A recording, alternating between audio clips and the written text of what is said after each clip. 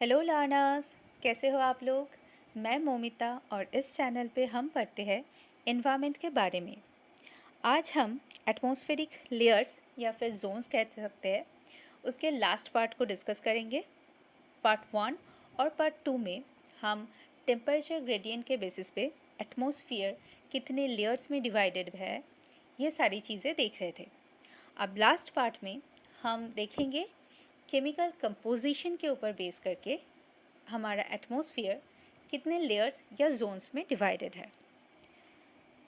आज के टॉपिक पे जाने से पहले मैं आप लोगों को सॉरी कहना चाहती हूँ, क्योंकि लास्ट जो वीडियो मैंने अपलोड की थी एटमॉस्फेरिक लेयर की ही पार्ट 2 में, वहाँ हम एक्सोस्फीयर को डिस्कस कर रहे थे एंड में जाके, बट कुछ टेक्निकल इश्यूज़ की वजह से उस वीडियो में साउंड नहीं आया था। तो मैंने सोचा कि उस चीज़ को, क्योंकि वो डिस्कशन कंप्लीट नहीं हुआ था, प्रॉपरली नहीं हुआ था, तो हम एक्सोस्फीयर को दोबारा डिस्कस कर लेंगे, जान लेंगे क्या है एक्सोस्फीयर, और उसके बाद हम आज की टॉपिक डिस्कस करेंगे। ठीक है, तो जैसे आप लोगों को पता है, ट्रोपोस्फियर, स्ट्रेटोस्फियर, मेसोस्फियर, थर्मोस्फियर, उसके बाद आता है एक्सोस्फियर। अब एक्सोस्फियर के बारे में डिफरेंट साइंटिस्ट का डिफरेंट ओपिनियन है। कुछ साइंटिस्ट ये मानते हैं कि हमारा जो एक्सोस्फियर है वो एटमॉस्फेयर का पार्ट नहीं है। एक्सोस्फियर एटमॉस्फेयर स्पेशली क्या है, स्पेस का पार्ट है, क्योंकि वो लोग ये मानते हैं कि अराउंड 100 किलोमीटर से स्पेस का पोर्शन स्टार्ट हो जाता है, स्पेस के बारे में स्पेस का रेडिएशन स्टार्ट हो जाता है। पर कुछ साइंटिस्ट ये मानते हैं कि एक्सोस्फियर जो है वो हमारे एटमॉस्फेयर का ही पार्ट है, वो टॉप मोस्ट पार्ट है। और कुछ साइंटिस्ट ये कहते हैं कि थर्मोस्फियर जो है वो दो मेन जोन में या फिर लेयर में डिवाइडेड है, एक है आयनोस्फियर और दूसरा है एक्सोस्फियर। बट एक्सोस्फियर के बारे में, क्योंकि ये एक्सट्रीम पार्ट है, टॉप मोस्ट पार्ट है, तो इसके बारे में ज़्यादा इन्फॉर्मेशन जितना हमें ट्रोपोस्फियर और स्ट्रेटोस्फियर के बारे में मिलता है इतना इन्फॉर्मेशन तो नहीं मिला है। पर एक्सोस्फियर के बारे में जो इन्फॉर्मेशन मिला है, इसका टेम्परेचर या फिर इस कहाँ से स्टार्ट होता है अराउंड, वो उस चीज़ को लेके ज़्यादा ओपिनियंस में डिफरेंस नहीं है। जो बेसिक हमें इन्फॉर्मेशन मिला है साइंटिस्ट की तरफ से, उनकी रिसर्च की तरफ से, वही मैं यहाँ पे आप लोगों को बता रही हूँ। तो जैसे एक्सोस्फियर जो है वो अपर मोस्ट लेयर है एटमॉस्फेयर की। अगर इसे एटमॉस्फेरिक लेयर का पार्ट माना जाए तो ये अपर मोस्ट लेयर है। इसके बाद स्पेस स्टार्ट हो जाता है और इसमें एयर जो है बहुत थीन होता है। एयर की वॉल्यूम जो है वो बहुत थीन होता है। अराउंड 500 किलोमीटर से ये स्टार्ट होता है एक्सोस्फियर। और अगर हम अपर लिमिट बताएं तो इसका कोई अपर लिमिट नहीं है। धीरे धीरे वैक्यूम होके ये स्पेस में फेड हो जाता है। ठीक है, ये हमारा एक्सोस्फियर है और इसके कोई बाउंड्री नहीं है। और टेम्परेचर की अगर बात की जाए तो 500 किलोमीटर से स्टार्ट हुआ, इसका कहाँ से कहाँ तक ये एक्सटेंडेड है वो बात हो रही है। तो एक्सटेंडेड तो नहीं है, इसका कोई अपर बाउंड्री है नहीं। फ्रॉम अराउंड 500 किलोमीटर से स्टार्ट करता है और फिर स्पेस में ये फेड हो जाता है। और अगर टेम्परेचर की बात की जाए तो ये कहा जाता है कि अराउंड 5500 डिग्री सेंटीग्रेड इसका टेम्परेचर है। पर इसका जो टेम्परेचर है, क्योंकि इसमें एयर है ही नहीं, वो थीन है, तो वो स्पेस रिलेटेड हो जाता है। तो हम जैसे ट्रोपोस्फियर में हमें जिस तरह का टेम्परेचर मिलता है ये उससे बिल्कुल डिफरेंट है। वो फील नहीं होता, ये टेम्परेचर अर्थ सरफेस जैसा नहीं है। तो ये था हमारे एक्सोस्फियर के बारे में। वैसे हमारे ट्रोपोस्फियर और स्ट्रेटोस्फियर ये दोनों लेयर सबसे ज़्यादा इम्पॉर्टेंट है। बाकी लेयर्स भी इम्पॉर्टेंट है पर इनके बारे में इतना जानकारी नहीं हमें मिला है जितना हमें ट्रोपोस्फियर और स्ट्रेटोस्फियर के बारे में मिलता है। बाकी के बारे में उनका भी एक वैल्यू है, उनका इम्पोर्टेंस है, पर सबसे ज़्यादा अगर इम्पॉर्टेंट कहा जाए हमारे लाइवलीहुड के लिए, हमारे ज़िंदा रहने के लिए, वो ट्रोपोस्फियर है। हमारे प्रोटेक्शन के लिए स्ट्रेटोस्फियर है। पर हम जो ये मोबाइल, रेडियो, ये सारी चीज़ें यूज़ करते हैं तो इसके लिए अब तो हमारा थर्मोस्फियर भी इम्पॉर्टेंट हो गया। तो ये सारी चीज़ें आ जाती हैं स्फीयर। तो एक्सोस्फियर सारे स्फीयर जो टेम्परेचर ग्रेडियंट के ऊपर बेस करके हॉरिजॉन्टली जो डिफरेंट लेयर्स हमें मिलता है वो हम डिस्कस कर चुके हैं। अब इसके अलावा भी आज की टॉपिक देखते हैं केमिकल कंपोजिशन, क्योंकि जो एयर है, वैसे हम जब ट्रोपोस्फियर, स्ट्रेटोस्फियर, मेसोस्फियर सारी चीज़ें पढ़ रहे थे तो वहाँ हमें एयर कंपोजिशन पता चल गया था कि हाँ ये सारे एयर्स इस लेयर में ज़्यादा है, इसमें कम है, तो ये सारी चीज़ें हमें ऑलरेडी पता है। फिर भी अगर हम केमिकल कंपोजिशन के ऊपर बेस करें तो हमें दो मेन लेयर मिलता है, दो मेन जोन मिलता है एटमॉस्फेयर के। वो क्या है? एक है होमोस्फियर और दूसरा है हेटेरोस्फियर। तो पहले जो ट्रोपोस्फियर, स्ट्रेटोस्फियर, ये सारी चीज़ें हैं वो टेम्परेचर ग्रेडियंट के ऊपर बेस करके है, और जो होमोस्फियर, हेटेरोस्फियर है वो केमिकल कंपोजिशन ऑफ एयर इसके ऊपर बेस करके है। तो जान लेते हैं ये होमोस्फियर और हेटेरोस्फियर क्या है।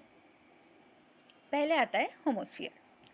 ये लोअर पोर्शन की बात करते हैं, जो एटमॉस्फेयर का जो ट्रोपोस्फियर, स्ट्रेटोस्फियर ये सारे पोर्शंस आते हैं इसमें, तो ये होमोस्फियर है।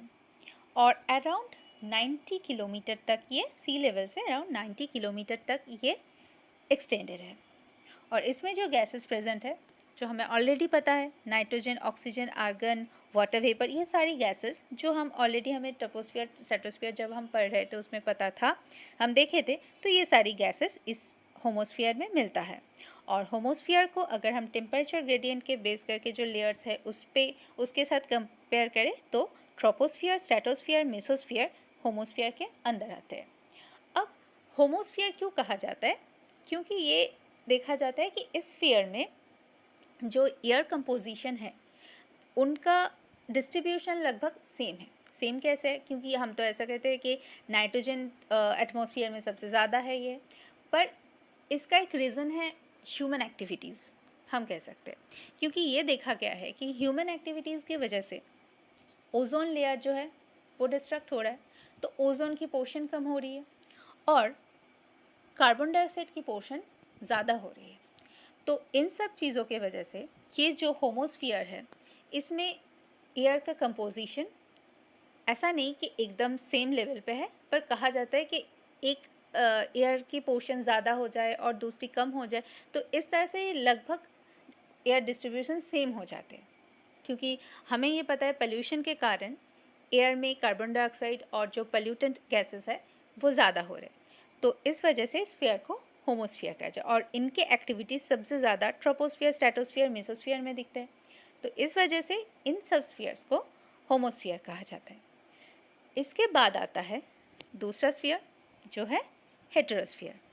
ये 90 किलोमीटर से स्टार्ट होता है, जहाँ तक होमोस्फियर था उसके बाद से हेटेरोस्फियर आ रहा है, और मैक्सिमम कोई लिमिट नहीं है, पर ऐसे कह सकते हैं कि 10,000 किलोमीटर तक इसका एक्सटेंशन है।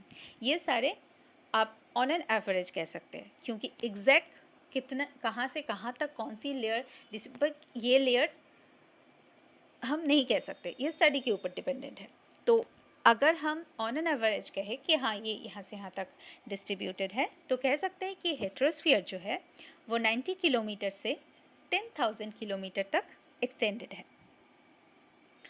अब इस स्फीयर के जो लेयर्स है, होमोस्फियर में होमो यानी कि सेम बात की जाती है, और हेटेरोस्फियर में हेटेरो यानी कि डिफरेंट बात की जाती है।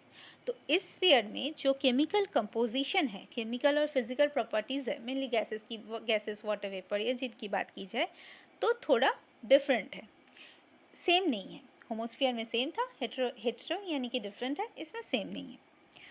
तो ऐसे इस हिसाब से इस स्फीयर को भी कुछ लेयर्स में डिवाइड की जा सकती है।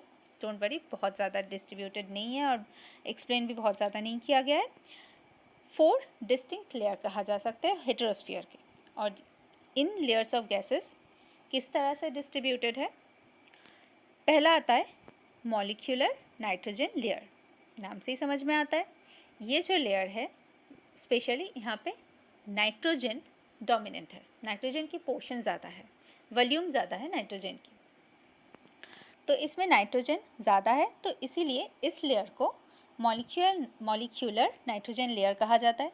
और ये अराउंड 90 to 200 किलोमीटर तक जो लेयर है उसमें उस लेयर को हम मॉलिक्यूलर नाइट्रोजन लेयर कहते हैं। फिर आता है एटॉमिक ऑक्सीजन लेयर। नाम से ये भी समझ में आता है कि इसमें ऑक्सीजन एटम्स की पोर्शन ज़्यादा है, क्योंकि ये ऑक्सीजन एटम पोर्शन में, जैसे हम बात कर रहे थे आयनोस्फीयर और इन सब में बात किए थे, तो इस एटम के रूप में ऑक्सीजन ज़्यादा है। तो 200 टू 1100 किलोमीटर तक इसका डिस्ट्रीब्यूशन है, ऐसा कहा जा सकता है। नेक्स्ट आता है हीलियम लेयर, यानी कि हीलियम गैसेस ज़्यादा है, डोमिनेंट है यहाँ पे हीलियम गैस। तो इस लेयर की पोर्शन कहाँ तक है? 1100 टू 3500 किलोमीटर तक हीलियम लेयर की पोर्शन है। और लास्ट में आता है एटॉमिक हाइड्रोजन लेयर। वो कहाँ तक डिस्ट्रीब्यूटेड, क्योंकि इसका कोई 10,000 लगभग कह सकते हैं, पर ये नहीं कि हाँ 10,000 तक ही है, ऐसा भी कह सकते हैं। धीरे धीरे जैसे हम एक्सोस्फीयर की बात करते हैं, वो स्पेस में चला जाता है, अल्टीमेटली उसका कोई एक्सट्रीम लिमिट नहीं है सॉरी एक्सट्रीम लिमिट नहीं है। तो एटॉमिक हाइड्रोजन लेयर की भी हम ऐसा कह सकते हैं कि इसका कोई एक्सट्रीम लिमिट नहीं है, आउटर मोस्ट लेयर लिमिट नहीं है। ये अराउंड 3500 किलोमीटर से स्टार्ट होता है और इसका कोई आउटर लिमिट है नहीं। बाकी जो पोर्शन है वो एटॉमिक हाइड्रोजन लेयर है। ठीक है, ये हम होमोस्फीयर और हेटेरोस्फीयर जो केमिकल कंपोजिशन के ऊपर बेस करके होमोस्फीयर एंड हेटेरोस्फीयर ये दोनों स्फीयर में डिवाइडेड है, और टेम्परेचर के ऊपर डिपेंड करके जिन लेयर्स में डिवाइडेड है वो हम ऑलरेडी पढ़ चुके हैं। आज का बस इतना ही था कि होमोस्फीयर और हेटेरोस्फीयर जो केमिकल कंपोजिशन के ऊपर बेस करके डिवाइडेड है उनके बारे में हम जान गए। तो ये इतना इम्पॉर्टेंट नहीं है, पर अगर फिर इसमें छोटा सा क्वेश्चन आए कि डिपेंडिंग ऑन केमिकल कंपोजिशन कितने लेयर्स है हम एटमॉस्फेयर के, तो आप कह सकते हो 2 लेयर। तब मत कहना कि 5 लेयर है, क्योंकि हम टेम्परेचर ग्रेडियंट के ऊपर डिपेंड करके तो 5 लेयर पढ़े थे, तो वो नहीं है। केमिकल कंपोजिशन के ऊपर डिपेंड करके 2 लेयर है एंड टेम्परेचर के ऊपर डिपेंड करके 5 लेयर है। तो ये एटमॉस्फेरिक लेयर्स के बारे में जितना स्टडी था हमने कर लिया। इससे बाहर जाके आई डोंट थिंक आप लोगों को पढ़ने की ज़रूरत है। आप ये 3 वीडियो अच्छे से देख लेना। एटमॉस्फेयर के बारे में, एटलीस्ट उनके लेयर्स के बारे में जो जानकारी लेनी थी वो कंप्लीट हो जाएगी। तो इस वीडियो को यहीं पे ख़त्म करते हैं। आज के लिए आपका सवाल ये है कि कौन सी एटमॉस्फेरिक लेयर को कोल्डेस्ट लेयर कहा जाता है? आपको इसका आंसर पता है तो कमेंट बॉक्स में ज़रूर बताइएगा। अगर नहीं पता है तो लास्ट वीडियो देख लीजिएगा, जिसका लिंक आपको आई बटन में मिल जाएगी, वो देख के और आंसर कर दीजिएगा। तो अगर वीडियो अच्छा लगता है तो इसे लाइक, शेयर और सब्सक्राइब कीजिए, और टेलीग्राम चैनल को ज्वाइन कर लीजिए फॉर फर्दर डिस्कशन। तो यहीं पे ख़त्म करते हैं। Thank you.